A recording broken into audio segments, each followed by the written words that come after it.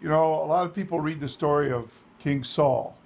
That was Rabbi Shaul's ancestor. And they read about his breakdown in his character, how he got demonized, and how he got to be jealous, and he was cracking under pressure, and he was not obeying God, and he was not attentive to the manhigim. You know, it says in Hebrews chapter 13, verse uh, 17, obey your manhigim and submit to them. And he wasn't doing that. He said, look, I'm a king. I don't have to be accountable to anybody who's over me. If I want to do the sacrifice, I won't wait for the Cohen to do the sacrifice. I'll just do it myself. If he can't be on time, too bad. I got the army, they're restless and they need it done, so I'll go ahead and do it myself. And a lot of people read this story, and they see how he took his eyes off of God, how he started laying down carnal, arbitrary policies, how he got out of step with the Ruach HaKodesh, how he was building a monument for himself. 1 Samuel 15:12, and they get into questions of, well, was he really saved? Did he go to heaven? Did he not go to heaven? And they miss a big point. If you will look at the Orthodox Jewish Bible on page 289, you will see a big commentary article on King Saul. And in every congregation, there are people making King Saul mistakes with the roeh, the shepherd.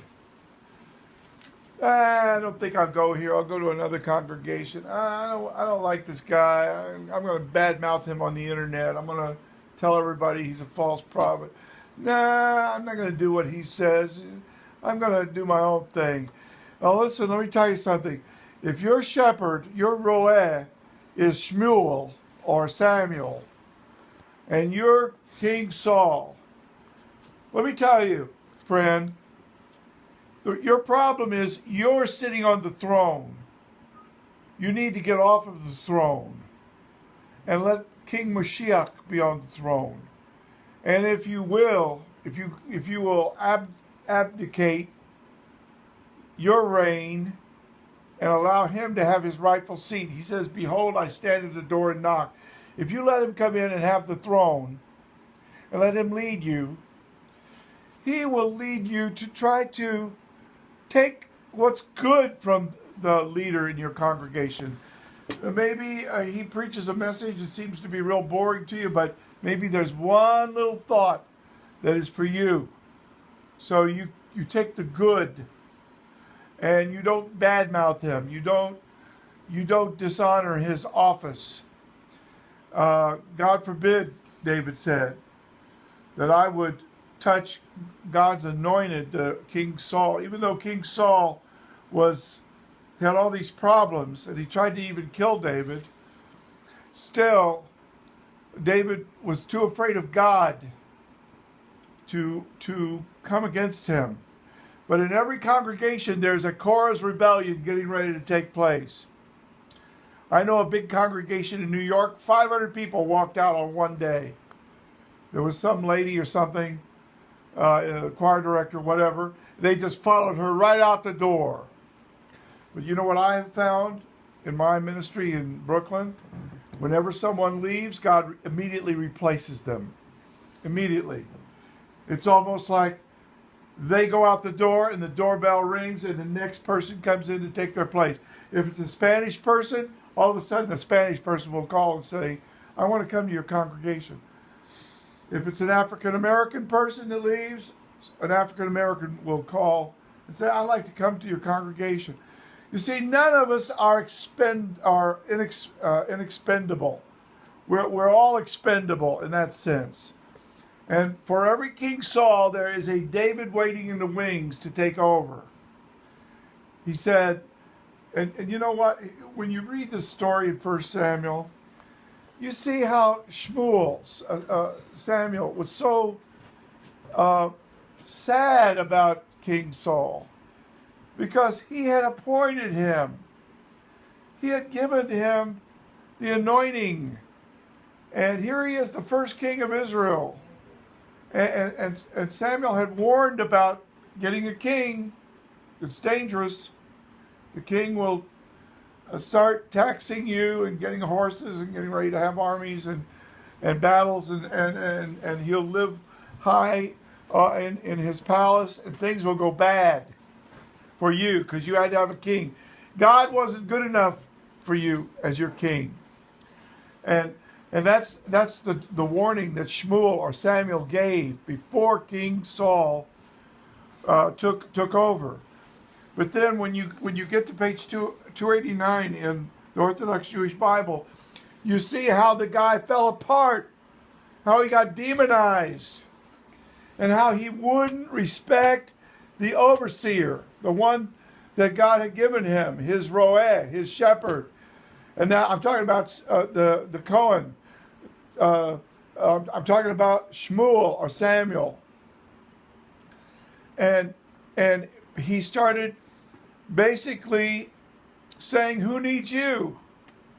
If I want to do the sacrifice, I'll do it. I don't need you. And a lot of people say, I don't need a pastor. And when they come to a congregation, they check it out like, well, what's the food like here? What's the music like? What's the worship like? What's the preaching like?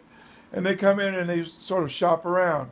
The first time the leader puts his finger on a big problem in their life, like an unsaved boyfriend, like some drunk that they met on the street and got involved with, or maybe an issue with the love of money, which is the root of all evil, or maybe another issue. The first time they get confronted, then they vilify the pastor. They speak evil of him. They curse him.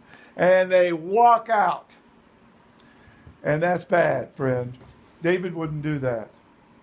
Not even to King Saul, who tried to kill him. That's bad. He respected the office. Now look, I may not like the President of the United States, but I have to respect his office. I may not like the person that's the pastor, or the roeh, or the shepherd, or the leader. But I want to tell you one thing, friend. In the faith that is in this book, everybody has somebody over them. Nobody is a lone ranger. Nobody is a freewheeling entrepreneur who just does his own thing. Everybody's accountable. Everybody is answerable.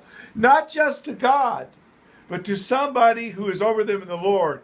You say, well, what about you, Dr. Goebel? Do you have somebody over you? Or are you just this harsh, authoritarian person that is like king of the castle at Beth Shalom? The answer, my friend, is yes. I have to go to ministers' meetings.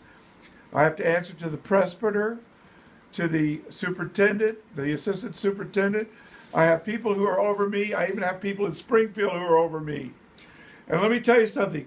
The two most wise decisions I ever made, the wisest decision I ever made, was to respect my mentor, my teacher, Dr. Donald McGavran.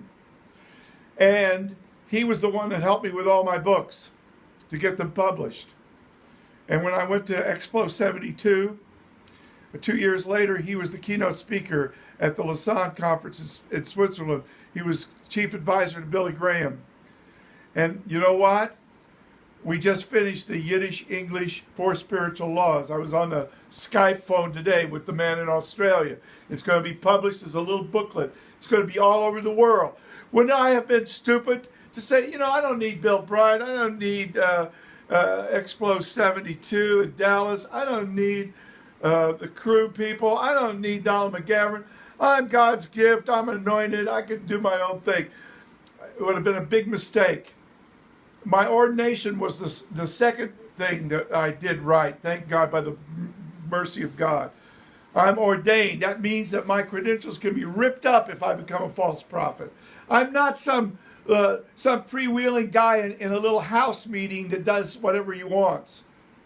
Like some doctor who's operating on people who doesn't even have a doctor's license. There are people that are imposters who pose as doctors and physicians, and they hurt people. And you can't take their medical license away from them because they don't have it. And there are people you can't defrock them because they don't have a frock. And when I was in Florida, a lady said, "Hey, you're a very talented guy, very smart guy. Listen, I got my own house. It's right here by the ocean. You come out and have a Bible study here with me. You don't need any fellowship. You don't need any ordination. You don't need any organized religion, quote unquote. You can just do your own thing." Well, if you go back to Fort Lauderdale, by the way, you know, jihad has come to Fort Lauderdale just a few days ago at the airport. You can see why I have a book, the New Creation book for Muslims, why we have Everything You Need to Grow a Messianic Synagogue, why we have the Bible, why we have the 4 spiritual laws in Yiddish and Hebrew. Because God wants new creation Muslims and new creation Jews who don't kill each other. And it says in the Quran, if God wills, he can remove you and put in your place a new creation in the 14th surah. We preach that to Muslims. And we say, this is what Yeshua said. And it says in the Quran to study the former books. So, friend, we try to bridge to them so that they will come to the inerrant Bible and the infallible gospel and become a new creation. And it's so important. And that's what we're doing. And we can't be deterred. We have to do it. But if I had listened to that lady and just taught in her little house there by the ocean, well, you know what? If you go back, if you get on a plane and you fly to Fort Lauderdale today, and you look for that lady, she's passed away.